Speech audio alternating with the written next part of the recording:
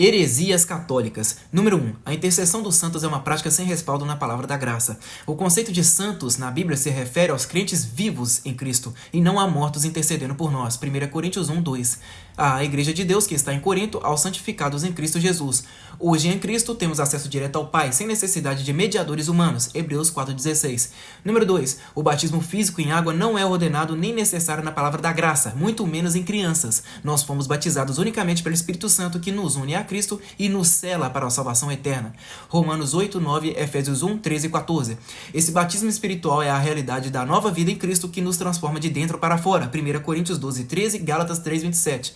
Além disso, o batismo de crianças não encontra respaldo bíblico, pois o batismo pressupõe fé pessoal e consciente, algo que crianças sem entendimento não possuem. Atos 8, 36 e 37. A salvação e a identificação com Cristo acontecem pela graça e pela obra do Espírito em cada indivíduo, não por cerimônias ou tradições humanas. Portanto, não existe batismo externo ou ritual para crentes verdadeiros.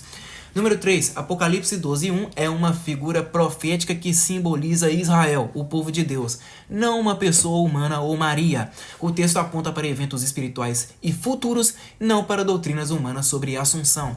Número 4. A doutrina da Trindade é revelada na Escritura e não surgiu da Igreja Católica. O Pai, o Filho e o Espírito Santo sempre coexistiram na unidade de Deus. João 1, do 1 ao 3, Mateus 28, 19. Número 5. Imagens e ídolos são proibidos pela palavra de Deus. Moisés fez a serpente de bronze para um propósito específico, mas ela foi destruída porque o povo começou a adorá-la, o que é idolatria. 2 Reis 18:4. Hoje o verdadeiro culto é em espírito e em verdade. João 4:24, não por meio de imagens. Número 6. Os rituais judaicos, incluindo o uso cerimonial da água, foram cumpridos e abolidos em Cristo. Colossenses 2:16 e 17. Viver preso a essas práticas é negar a liberdade da graça. Gálatas 5:1. Número 7. A Santa Ceia é uma celebração simbólica da obra de Cristo e não a transformação literal do pão e do vinho. O pão e o vinho permanecem como símbolos do corpo e sangue de Cristo, que nos alimenta espiritualmente. 1 Coríntios 11, do 23 ao 26. Número 8. A confissão de pecados a sacerdotes ou intermediários não existe na graça, pois em Cristo o pecado foi removido. Romanos 8:1. Agora, pois, já nenhuma condenação há para os que estão em Cristo Jesus. Não confessamos pecados porque somos declarados justos e perdoados por sua obra completa.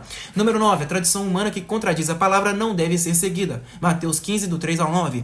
A única tradição válida é aquela que está na Escritura, pois toda a Escritura é inspirada e suficiente para ensinar, corrigir e conduzir à justiça. 2 Timóteo 3, 16 e 17. Número 10. A sucessão apostólica como doutrina da Igreja Católica não encontra respaldo nas Escrituras. A liderança na Igreja primitiva era pelo chamado do Espírito e pelo serviço, não por linhagem ou cargos. Atos 1, do 15 ao 26, Gálatas 1, 1.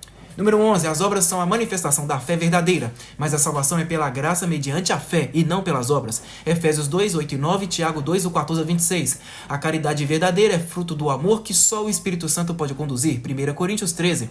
Número 12. A oração não é um ritual de palavras repetidas mecanicamente, mas uma consciência contínua da presença de Deus no coração do crente.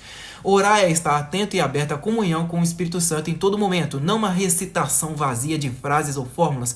Romanos 8, 26, 1 Tessalonicenses 5, 17. Por isso, práticas de repetições sem significado não correspondem à verdadeira oração, que é a expressão viva da comunhão interior com Deus. Número 13. Em Mateus 16, 18, Cristo confirma que a igreja está firmada sobre ele, o único fundamento. 1 Coríntios 3, 11. Pedro não é a pedra literal ou fundamento da igreja, mas Jesus Cristo é a rocha eterna. Número 14. A autoridade dada a Pedro e aos apóstolos é para proclamar o evangelho, não para exercer poderes infalíveis ou sobrenaturais. Mateus 18, 18, Lucas 10, 19. A igreja verdadeira está sob a autoridade de Cristo. Número 15. A igreja bíblica é o corpo vivo de Cristo, formado por pessoas regeneradas e não um edifício ou uma instituição religiosa. 1 Coríntios 3, 16, Efésios 2, do 19 a 22. Somos o templo do Espírito Santo, onde Deus habita em nós. 1 Coríntios 6, 19. Em suma, a palavra da graça rejeita toda forma de ritualismo, sacerdócio humano e religiosidade vazia. Somos salvos pela fé em Jesus Cristo, que é o único mediador entre Deus e os homens. 1 Timóteo 2,5. E temos livre acesso ao Pai por meio do Espírito Santo.